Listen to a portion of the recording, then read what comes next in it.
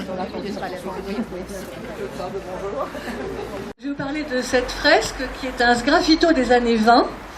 Il faut savoir que le propriétaire, Monsieur Duchéreau, qui a donc construit lui-même cette maison, qui était architecte, et donc c'est une des premières maisons en béton armé et briques.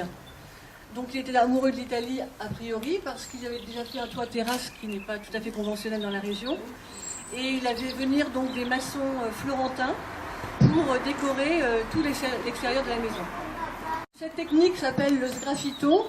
C'est une technique apparentée à la fresque fresco, c'est-à-dire qu'en fait les enduits sont des enduits de chaux, de sable et d'eau qui sont superposés les uns sur les autres et donc toujours dans le frais.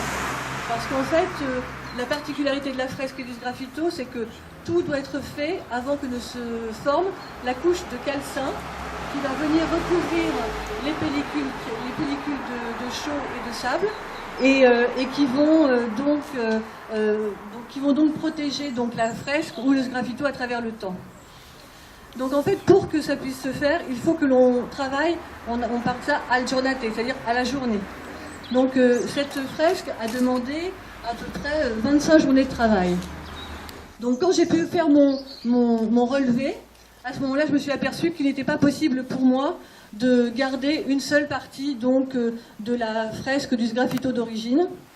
Et comme j'avais fait des photos quand nous sommes arrivés dans la région en 99, ça m'a permis justement de retrouver le dessin initial. Donc avec les relevés que j'ai faits, j'ai pu vraiment refaire tout le dessin comme il était à l'origine. Ensuite, il a fallu que je fasse une étude microscopique pour pouvoir connaître la composition en fait des enduits faite par les maçons italiens à l'époque.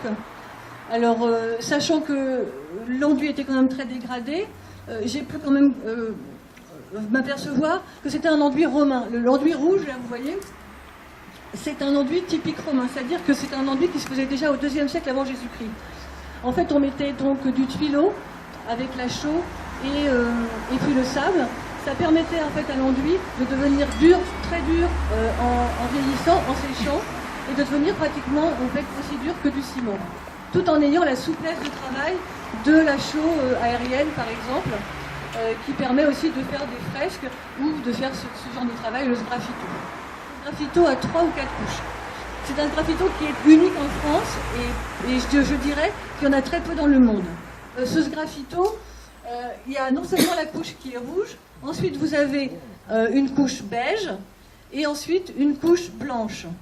Et ensuite un badigeon coloré. C'est-à-dire qu'il faut déjà que dans la journée, vous mettiez ces 4 couches-là pour qu'après vous puissiez gratter. Donc gratter la couche jusqu'au rouge pour obtenir le dessin. Ensuite gratter la couche jusqu'au beige pour obtenir la demi-teinte. Et laisser donc le beige et gratter un tout petit peu pour obtenir quelques blancs. Donc je me pose la question, parce que je ne le sais pas, je me pose la question, savoir si justement ce sgraffito qui a été fait en fait avec des couches superposées, donc qui permettaient d'avoir des demi-teintes, est-ce que ça a été voulu par l'architecte en demandant quelque chose d'extraordinaire, ou est-ce que le fait que justement cette fresque ne soit pas très haute, il fallait trouver un rendu un peu plus doux qui permettait justement de ne pas avoir de teinte trop tranchée pour que l'œil, ça puisse être agréable à l'œil. Voilà, c'est une question que je me pose auquel je n'ai pas de réponse. La demi-teinte, qui est donc terre de sienne, eh bien, vous devez l'accentuer à certains moments pour obtenir des ombres dans cette demi-teinte terre de sienne. Donc en fait, vous avez à la fois un sgraffito qui est peint à fresco. En fait, j'ai fait des essais d'abord. En fait, j'ai travaillé 6 mois. Oui, je vais vous dire, j'ai travaillé 6 mois de recherche et d'essais avant et 1 mois de travail en exécution. Donc pendant justement ces 6 mois de recherche, j'ai pu voir ce que je pouvais faire en un jour et donc déterminer exactement comment je pouvais couper mon travail. Le motif à l'époque a été donc reporté au poncif. Alors le poncif est une technique de la Renaissance de report sur les fresques. Donc j'ai utilisé une technique plus moderne, qui est la technique du polyane. Ceci dit, avec le Paulien, j'ai gravé dans l'enduit frais. Or, les Romains gravaient aussi dans l'enduit frais, et ça s'est fait à toutes les époques. Tiepolo a gravé aussi dans l'enduit frais, donc ce n'est pas non plus révolutionnaire. Simplement, moi, c'était beaucoup plus pratique. Donc, la seule chose que je n'ai pas faite, je pense, comme à l'origine, c'est le report du dessin qui était fait au bout.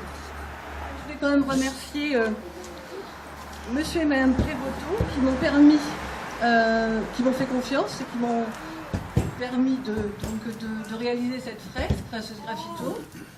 Et puis aussi, je voulais remercier monsieur Devanoise. Alors, monsieur et madame Prévoto ne sont pas là aujourd'hui, malheureusement. Et monsieur Devanoise est l'architecte des bâtiments de France du Loir-et-Cher, qui a été très compréhensif et qui, juste sur mes explications, a bien voulu me faire confiance aussi. Et ça, c'est très important.